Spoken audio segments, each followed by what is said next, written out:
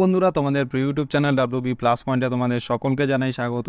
প্রতিদিনের মতো আজকেও আমরা ডাব্লিউবিপিএসসি ক্লার্কশিপ পরীক্ষায় আসার মতো সম্ভাব্য কিছু প্রশ্ন এবং তার সাথে সাথে বিভিন্ন পরীক্ষার প্রিভিয়াস ইয়ারের প্রশ্ন নিয়ে আলোচনা করব।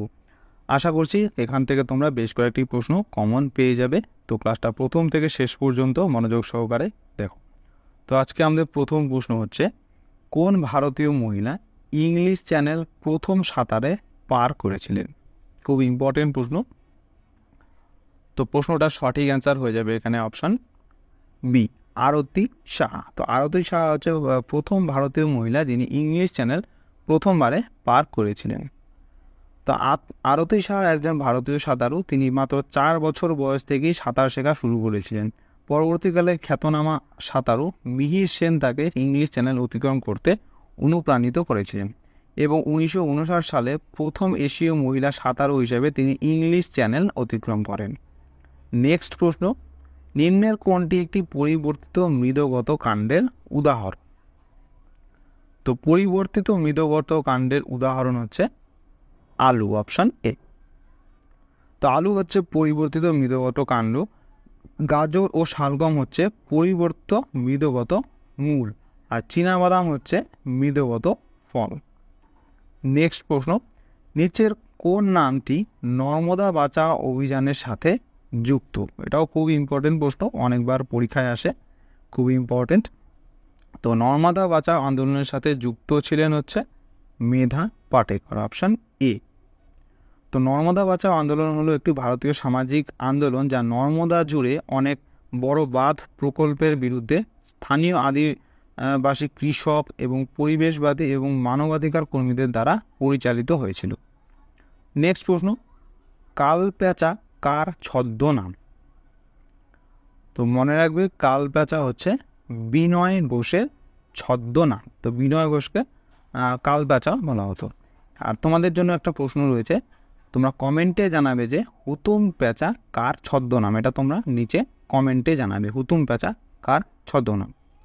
নেক্সট প্রশ্ন, হাইড্রোপনিক্স কথাটি কিসের সাথে যুক্ত? তো মনে রাখবে, হাইড্রোপনিক্স কথাটি হচ্ছে মাটি ছাড়া গাছ উৎপাদনের সাথে যুক্ত। অর্থাৎ হাইড্রোপনিক্স হলো এক প্রকার উদ্যান এবং হাইড্রোকালচারের একটি উপসেট, যার মধ্যে কৃত্রিম পরিবেশ, জলভিত্তিক খনিজ পুষ্টি দ্রবণ ব্যবহার করে মাটি ছাড়াই ক্রমবর্ধমান উদ্ভিদ, সাধারণত ফল ও ঔষধি গাছগুলিতে অন্তর্ভুক্ত করা হয়। নেক্সট প্রশ্ন, কোন ভারতীয় প্রথম অস্কার পুরস্কার পেয়েছিলেন? এটাও খুব ইম্পর্টেন্ট প্রশ্ন। তো প্রথম ভারতীয় যিনি অস্কার পুরস্কার পেয়েছিলেন তার নাম হচ্ছে ভানু আথাইয়া, অপশন এ হয়ে যাবে সঠিক অ্যান্সার। তো ভানু আথাইয়া রিচার্ড অ্যাটেনবারোর গান্ধী মুভির জন্য পোশাক ডিজাইন করার জন্য 1983 সালে একাডেমি অ্যাওয়ার্ড জিতে প্রথম ভারতীয় হয়েছিলেন। নেক্সট প্রশ্ন, দ্বিতীয় হুগলি সেতুটির নাম কি? তো মনে রাখবে, দ্বিতীয় হুগলি সেতুটির নাম হচ্ছে বিদ্যাসাগর সেতু। তো বিদ্যাসাগর সেতুকে দ্বিতীয় হুগলি সেতু বলা হয়। তো বিদ্যাসাগর সেতু হচ্ছে পশ্চিমবঙ্গের হুগলি নদীর ওপর নির্মিত ভারতের দীর্ঘতম কেবল স্টেড ব্রিজ। এটি দ্বিতীয় হুগলি সেতু নামেও পরিচিত, কারণ এটি এই নদী জুড়ে দ্বিতীয় সেতু ছিল। নেক্সট প্রশ্ন, নিচের মধ্যে কে আসাদ ছদ্মনামে উর্দু গজল লিখতেন? তো আসাদ ছদ্মনামে উর্দু গজল লিখতেন হচ্ছে মির্জা গালিব, অপশন ডি হচ্ছে সঠিক অ্যান্সার। নেক্সট প্রশ্ন, দাস বংশের প্রতিষ্ঠাতা কে? তো দাস বংশের প্রতিষ্ঠাতা হচ্ছে কুতুবউদ্দিন আইব, অপশন এ। তো রাজবংশ, অর্থাৎ যে রাজবংশ না, এখানে দাস বংশ হবে। তো দাস বংশ হচ্ছে 1206 সাল থেকে 1990 সাল পর্যন্ত স্থায়ী হয়েছিল। এই দাস বংশের মধ্যে এটি ছিল দিল্লি সালতানাত হিসেবে শাসন করেছিল। আর রাজবংশের অবসান ঘটে যখন জালালউদ্দিন ফিরোজ খিলজি 1290 সালে শেষ মামলুক শাসক অর্থাৎ শেষ দাস বংশের রাজা মুইজউদ্দিন কায়কাবাদকে উৎখাত করেছিলেন। নেক্সট প্রশ্ন, ভারতীয় জাতীয় পতাকার নকশা কে তৈরি করেছিলেন? তো মনে রাখবে, ভারতীয় জাতীয় পতাকার নকশা তৈরি করেছিলেন হচ্ছে পিঙ্গালি ভেঙ্কাইয়া, অপশন বি। তো পিঙ্গালি ভেঙ্কাইয়া ভারতীয় পতাকার নকশা করেন এবং 1 এপ্রিল 1921 সালে বিজয়ওয়াড়া সফরের সময় মহাত্মা গান্ধীর কাছে এটি উপস্থাপন করেন। ভেঙ্কাইয়া পতাকার প্রথম খসড়াটি ছিল হচ্ছে লাল এবং সবুজ রঙের। লাল রঙটি হচ্ছে হিন্দুদের প্রতিনিধিত্ব করে এবং দেশে বসবাসকারী মুসলমানদের জন্য হচ্ছে সবুজ। নেক্সট, আলোকনন্দা এবং ভাগীরথীর সংযোগস্থল এর নাম কি? এটাও খুব ইম্পর্টেন্ট প্রশ্ন, অনেকবার পরীক্ষায় আসে। তো মনে রাখবে, আলোকনন্দা এবং ভাগীরথী নদীর সংযোগস্থলের নাম হচ্ছে দেবপ্রয়াগ। অপশন এ হচ্ছে সঠিক অ্যান্সার। তো হিন্দু ধর্মগ্রন্থ অনুসারে দেবপ্রয়াগ হচ্ছে দুটি সরীয় নদী আলোকনন্দা ও ভাগীরথীর একীভূত হয়ে পবিত্র গঙ্গা নদী গঠনের স্থান। নেক্সট প্রশ্ন, ইউনাইটেড নেশন বিশ্ব খাদ্য দিবস কবে পালন করা হয়? ভেরি ভেরি ইম্পর্টেন্ট প্রশ্ন। তো ইউনাইটেড নেশন বিশ্ব খাদ্য দিবস প্রতি বছর পালন করা হয় 16 অক্টোবর তারিখে। তো বিশ্ব খাদ্য দিবস হচ্ছে আন্তর্জাতিক দিবস যা প্রতি বছর 16 অক্টোবর বিশ্বব্যাপী 1945 সালে জাতিসংঘের খাদ্য ও কৃষি সংস্থার প্রতিষ্ঠার তারিখকে স্মরণ করার জন্য উদযাপিত হয়। নেক্সট প্রশ্ন, চীনের জাতীয় খেলার নাম কি? তো চীনের জাতীয় খেলার নাম হচ্ছে টেবিল টেনিস। Option C. তো চীন হচ্ছে আনুষ্ঠানিকভাবে কোনো জাতীয় খেলার ঘোষণা করেনি। জনপ্রিয়তার ভিত্তিতে টেবিল টেনিসকে চীনের জাতীয় খেলা হিসাবে বিবেচনা করা হয়। নেক্সট প্রশ্ন, অর্থনৈতিক সংস্কার ভারতে কত সালে অনুষ্ঠিত হয়েছিল? খুব ইম্পর্টেন্ট প্রশ্ন। তো অর্থনৈতিক সংস্কার ভারতে অনুষ্ঠিত হয়েছিল 1991 সালে। অপশন এ হয়ে যাবে সঠিক অ্যান্সার। তো 1991 সালে একটি ভারসাম্যের সংকট দেশে অর্থনৈতিক সংস্কারের সূচনা করে।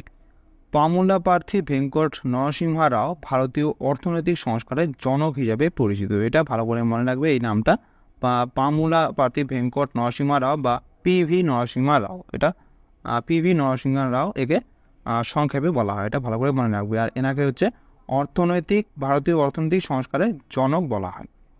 নেক্সট প্রশ্ন, হ্যারি পটারের রচয়িতা কে? এটা অনেকবার পরীক্ষায় এসেছে, ইম্পর্টেন্ট প্রশ্ন। তো হ্যারি পটারের রচয়িতা হচ্ছে জে.কে. রাউলিং। Option A. তো হ্যারি পটার হচ্ছে ব্রিটিশ লেখিকা জে.কে. রাউলিং রচিত 7 খণ্ডের কাল্পনিক উপন্যাসের একটি সিরিজ। নেক্সট প্রশ্ন, গ্রিন পার্ক স্টেডিয়ামটি কোথায় অবস্থিত? তো গ্রিন পার্ক স্টেডিয়ামটি হচ্ছে কানপুরে অবস্থিত। Option B. নেক্সট প্রশ্ন, নাবার্ড কোন পঞ্চবার্ষিক পরিকল্পনার সময় তৈরি করা হয়েছিল? এটাও খুব ইম্পর্টেন্ট প্রশ্ন। তো নাবার্ডটি হচ্ছে 6ষ্ঠ পঞ্চবার্ষিকী পরিকল্পনার সময় তৈরি করা হয়েছিল। আর নাবার্ড এর অর্থ হচ্ছে national bank for agricultural and rural development. এর সদর দপ্তর মুম্বাইতে অবস্থিত এবং বি শিবরামন কমিটির সুপারিশে 12 জুলাই 1982 সালে এটি প্রতিষ্ঠিত হয়েছিল এবং এটি 1980 থেকে 85 সালে 6ষ্ঠ পঞ্চবার্ষিকী পরিকল্পনার সময় প্রতিষ্ঠিত হয়েছিল। ভালো করে মনে রাখবে। নেক্সট প্রশ্ন, ভারতের প্রত্যক্ষ গণতন্ত্রের উদাহরণ কোনটি? তো সঠিক অ্যান্সার হয়ে যাবে এটার অপশন সি, গ্রাম সভা। নেক্সট প্রশ্ন, নিম্নলিখিত কোনটি হচ্ছে সঠিক নয়?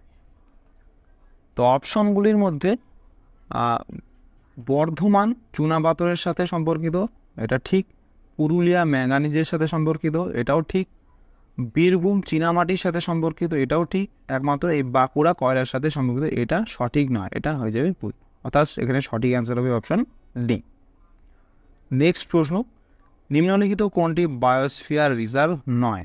নালামালাই, অগস্ত্যমালাই, নীলগিরি নাকি পাঁচমারি? তো সঠিক অ্যান্সার হয়ে যাবে এখানে অপশন এ, নাল্লামালাই। এটা কোনো বায়োস্ফিয়ার রিজার্ভ নয়। আর মনে রাখবে এই নাল্লামালাই এটা হচ্ছে অন্ধ্রপ্রদেশ রাজ্যে অবস্থিত। ভালো করে মনে রাখবে। নেক্সট প্রশ্ন, নিম্নলিখিত স্থানগুলির মধ্যে কোথায় ভারতীয় উপমহাদেশে প্রাচীনতম কৃষিকার্যের প্রমাণ মেলে? এটাও খুব ইম্পর্টেন্ট প্রশ্ন, অনেকবার রিপিট হয় প্রশ্নটা। তো এটা সঠিক অ্যান্সার হয়ে যাবে অপশন ডি, মেহেরগড় সভ্যতা। তো মেহেরগড় একটি প্রত্নতাত্ত্বিকভাবে গুরুত্বপূর্ণ জায়গা যেখানে প্রাচীনতম কৃষিকাজ এবং পশুপালনের সাথে সম্পর্কিত প্রমাণ পাওয়া গেছে। নেক্সট প্রশ্ন, ভারতের সর্ববৃহৎ তামাক উৎপাদনকারী রাজ্যের নাম কি? তো ভারতে সব থেকে বেশি তামাক উৎপাদন হয় হচ্ছে অন্ধ্রপ্রদেশ রাজ্যে। নেক্সট প্রশ্ন, অমৃতবাজার পত্রিকার প্রথম সম্পাদক কে ছিলেন? এটাও অনেকবার পরীক্ষায় আসে, ইম্পর্টেন্ট প্রশ্ন। তো অমৃতবাজার পত্রিকার প্রথম সম্পাদক ছিলেন হচ্ছে শিশির কুমার ঘোষ। অপশন ডি হয়ে যাবে সঠিক অ্যান্সার। তো 1868 সালে অমৃতবাজার পত্রিকা শুরু করেছিলেন দুই ভাই, শিশির কুমার ঘোষ এবং মতিলাল ঘোষ। নেক্সট প্রশ্ন, ইংরেজরা ভারতে কোথায় তাদের প্রথম ফ্যাক্টরি নির্মাণ করেছিলেন? তো মনে রাখবে, ইংরেজরা ভারতে এসে প্রথমবার ফ্যাক্টরি নির্মাণ করেন সুরাটে। তো ইংরেজরা 1608-এ মুঘল সম্রাট জাহাঙ্গীরের শাসনকালে সুরাটে প্রথম বাণিজ্য কুঠি স্থাপনের অনুমতি পেয়েছিল। নেক্সট প্রশ্ন, গাছপালা কোথা থেকে পুষ্টি সংগ্রহ করে? এটা তো সোজা প্রশ্ন একদম, সঠিক অ্যান্সার হবে অপশন সি, মাটি থেকে। নেক্সট প্রশ্ন, শব্দের গতিবেগ সর্বাধিক কোথায় হয়? এটাও খুব ইম্পর্টেন্ট এবং রিপিটেড প্রশ্ন, অনেকবার পরীক্ষায় আসে। তো শব্দের গতিবেগ সর্বাধিক হয় হচ্ছে কঠিন পদার্থে, অপশন বি। আর সব থেকে কম শব্দের গতিবেগ হয় হচ্ছে গ্যাসীয় মাধ্যমে, এটা মনে রাখবে। আর একদম শূন্য গতিবেগ হয় হচ্ছে শূন্য স্থানে। তো শব্দের গতিবেগ নির্ভর করে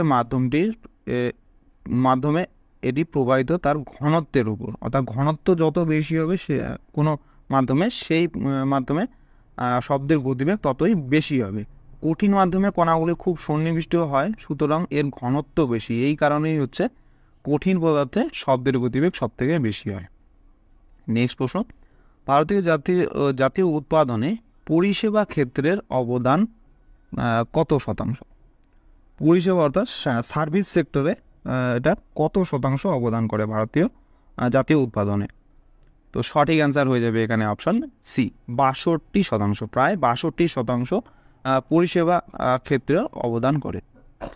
নেক্সট প্রশ্ন, পশ্চিমবঙ্গ রাজ্য সরকার চালিত বিশ্ববিদ্যালয়গুলির আচার্য হলেন কে? তো পশ্চিমবঙ্গে যে সকল রাজ্য সরকার চালিত বিশ্ববিদ্যালয়গুলি রয়েছে, সেই বিশ্ববিদ্যালয়গুলির আচার্য হলেন হচ্ছে সেই রাজ্যের রাজ্যপাল। অপশন এ হয়ে যাবে সঠিক অ্যান্সার। নেক্সট প্রশ্ন, নির্বাচন কমিশন কার অধীনে থাকে?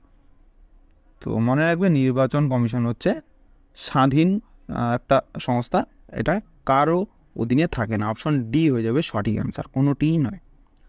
তো ভারতের নির্বাচন কমিশন একটি সংস্থা যা সাংবিধানিকভাবে ভারতীয় রাজ্য বিধানসভা, রাজ্য বিধান পরিষদ এবং উপরাষ্ট্রপতি এবং উপরাষ্ট্রপতির অফিসে অবাধ ও সুষ্ঠু নির্বাচন পরিচালনা করার জন্য ক্ষমতাপ্রাপ্ত। নির্বাচন কমিশন সংবিধানের 324 নম্বর অনুচ্ছেদ দ্বারা প্রদত্ত ক্ষমতার অধীনে কাজ করে এবং পরবর্তীতে জনপ্রতিনিধিত্ব আইন প্রণয়ন করে। তো এটা ভালো করে মনে রাখবে, এই অনুচ্ছেদটা 324 নম্বর অনুচ্ছেদ। তো 324 নম্বর অনুচ্ছেদে হচ্ছে নির্বাচন কমিশনের সম্পর্কে বলা হয়েছে, এটা মনে রাখবে। নেক্সট প্রশ্ন, কোন সংশোধনীর মাধ্যমে সংবিধানের সব থেকে বেশি পরিবর্তন হয়েছে? এটা অনেকবার পরীক্ষায় আসে। তো সঠিক অ্যান্সার হয়ে যাবে এটার অপশন এ, 42তম সংশোধনী আইন। এটা হচ্ছে এই সংশোধন আইনে সব থেকে বেশি সংবিধানে পরিবর্তন করা হয়েছে। আর এই 42তম সংশোধনী আইনটিকে বলা হয় মিনি কনস্টিটিউশন, এটা ভালো করে মনে রাখবে। তো সাংবিধানিক পরিবর্তন সংবিধানের প্রায় সব অংশ প্রস্তাবনা এবং সংশোধনী ধারা সহ 42তম সংশোধনী দ্বারা পরিবর্তন করা হয়েছিল এবং কিছু নতুন অনুচ্ছেদ এবং ধারা সন্নিবেশ করা হয়েছিল। নেক্সট প্রশ্ন, মুদ্রাস্ফীতির মাধ্যমে পরিমাপ করা হয় কি? কোনটি পরিমাপ করা হয় মুদ্রাস্ফীতির মাধ্যমে? তো সঠিক অ্যান্সার হবে অপশন সি, মূল্য সূচক পরিমাপ করা হয় হচ্ছে মুদ্রাস্ফীতির মাধ্যমে।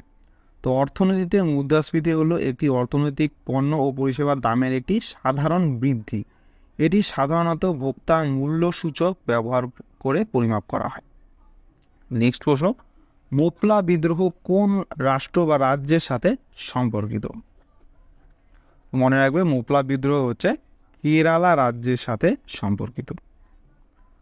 তো মালাবার বিদ্রোহ মোপলা বিদ্রোহ নামে যেটা পরিচিত, 1921 সালে কেরালার মাপিলা মুসলমানদের দ্বারা পরিচালিত একটি সশস্ত্র বিদ্রোহ ছিল। স্বাধীনতা সংগ্রামী ভারিয়াম কুন্নাথ কুঞ্জা আহমদ হাজি কেরালার মালাবার অঞ্চলে ব্রিটিশদের বিরুদ্ধে মোপলা বিদ্রোহে নেতৃত্ব দিয়েছিলেন। নেক্সট প্রশ্ন, কার সুপারিশে ভারতের রাষ্ট্রপতি তার মেয়াদ শেষ হওয়ার আগেই লোকসভা ভেঙে দিতে পারে? ভেরি ভেরি ইম্পর্টেন্ট প্রশ্ন। তো রাষ্ট্রপতি লোকসভা ভেঙে দিতে পারেন হচ্ছে প্রধানমন্ত্রীর পরামর্শে। নেক্সট প্রশ্ন, কোন মুঘল রাজা কাশ্মীর জিতেছিলেন? তো এটা সঠিক অ্যান্সার হয়ে যাবে মুঘল সম্রাট আকবর। নেক্সট প্রশ্ন, চোল রাজবংশ কে প্রতিষ্ঠা করেছিলেন? এটা খুব ইম্পর্টেন্ট প্রশ্ন, ভেরি ভেরি ইম্পর্টেন্ট। তো চোল রাজবংশ প্রতিষ্ঠা করেছিলেন হচ্ছে বিজয়ালয়, অপশন সি। তো তিনি অর্থাৎ বিজয়ালয়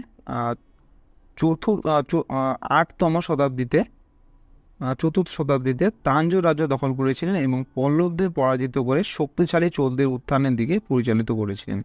বিশিষ্ট চোল রাজ্যের প্রথম রাজধানী সেই জন্য তাঞ্জোরকে করা হয়েছিল। এটা ভালো করে মনে রাখবে, এই রাজধানীর নামটা কিন্তু আসে যে চোল সাম্রাজ্যের রাজধানী কোনটা ছিল, অ্যান্সার হবে তাঞ্জোর।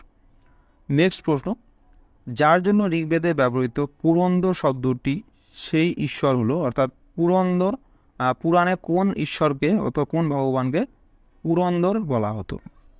তো সঠিক অ্যান্সার হয়ে যাবে ইন্দ্রকে, অপশন সি। নেক্সট প্রশ্ন, নিচের কোনটি সঠিকভাবে মিলে যায়? ভারতনাট্যম তামিলনাড়ুর সাথে সম্পর্কিত, এটাই মিলে যাচ্ছে। কথাকলি কেরালার সাথে সম্পর্কিত, এটা মিলে যাচ্ছে।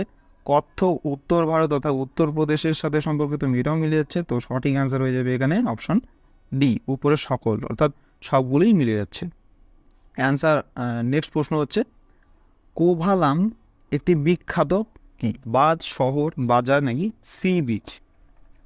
তো মনে রাখবে কোভালাম হচ্ছে একটি সি বিচ, অপশন ডি হয়ে যাবে সঠিক অ্যান্সার। নেক্সট প্রশ্ন, কোপেনহেগেন কোন দেশের রাজধানী? এটা তোমাদের আগেও পড়ানো হয়েছিল, ইম্পর্টেন্ট প্রশ্ন, অনেকবার এটা পরীক্ষায় আসে।